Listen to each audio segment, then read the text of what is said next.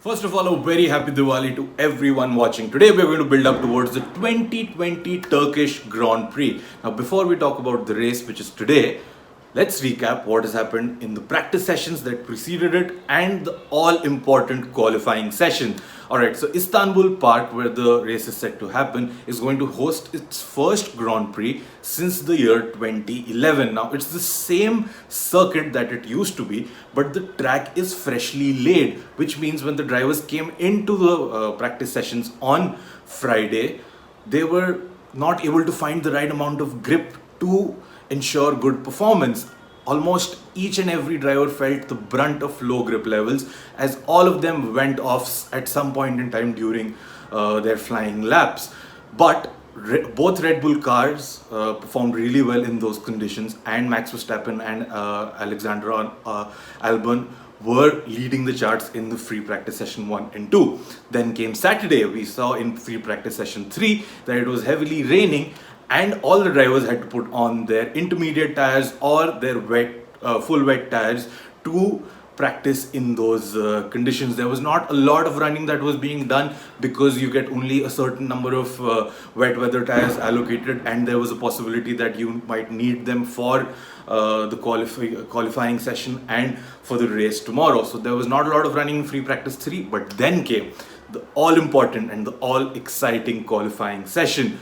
It was complete harakiri at the beginning. We had 10 minutes of running in Q1, then there was a long red flag because it was raining heavily and the drivers were not able to maneuver themselves around the track, which meant that the stewards called everyone back to their pits. After the session was again green lit, Q1 went on and the bottom 5 cars were eliminated. No major surprises as to who those bottom 5 cars were. Then we went into Q2. Both Ferraris, both McLarens and Pierre Gasly were knocked out in Q2. Then came the all exciting and all important Q3. Now, for those who do not understand the entire concept of intermediates and wets, intermediate tires are theoretically the slightly faster tire that you would use when there is no heavy rainfall going on, and the full wet tires is the slower amongst the two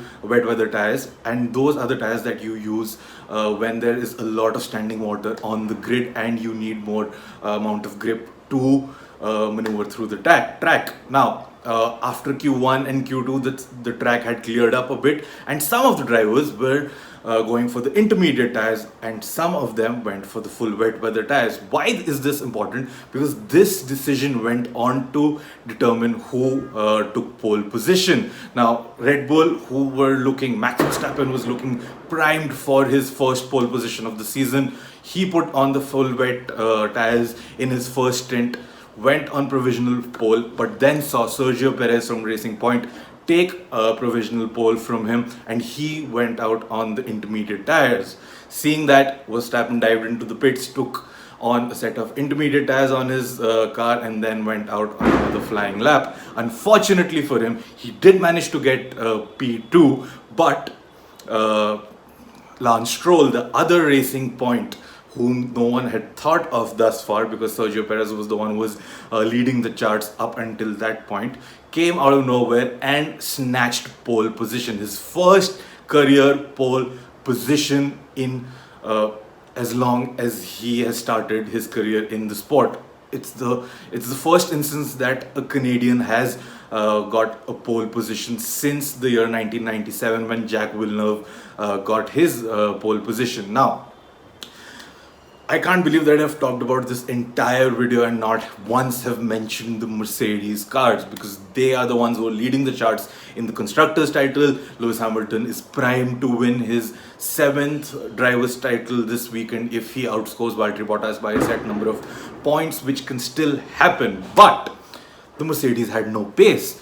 They were finding it difficult to find grip on the track even with their wet weather tires, and the performance were nowhere close to that of Red Bull or, for that matter, Racing Point. It was Lance Stroll in pole, Max Verstappen in second, Sergio Perez in third, Alexander Albon in fourth, Daniel Ricciardo a very strong fifth, and then came Lewis Hamilton in sixth position. Now, Valtteri Bottas was further down the grid in P9. So it is shaping up to be a very tough weekend for Mercedes from a constructor's point of view, but they'll still be Lewis Hamilton especially will be still might be able to lock down his seventh driver's title if the result goes his way. He doesn't necessarily have to win the race, but he has to outscore Valtteri Bottas by a set number of points, which will win him the title. Now, a special mention to the drivers of Alfa Romeo, Kimi Raikkonen and Antonio Giovinazzi. Both of them were confirmed to stay with the team for the next season as well, and both of them managed to reach Q3 and put their cars in the top 10 in the race. The weather forecast for tomorrow is again signs of rain, but we know you never know, it might just turn out to be a full dry race. So fingers crossed, we haven't had a full wet race so far in the season, and a wet race is as exciting as it gets in Formula 1.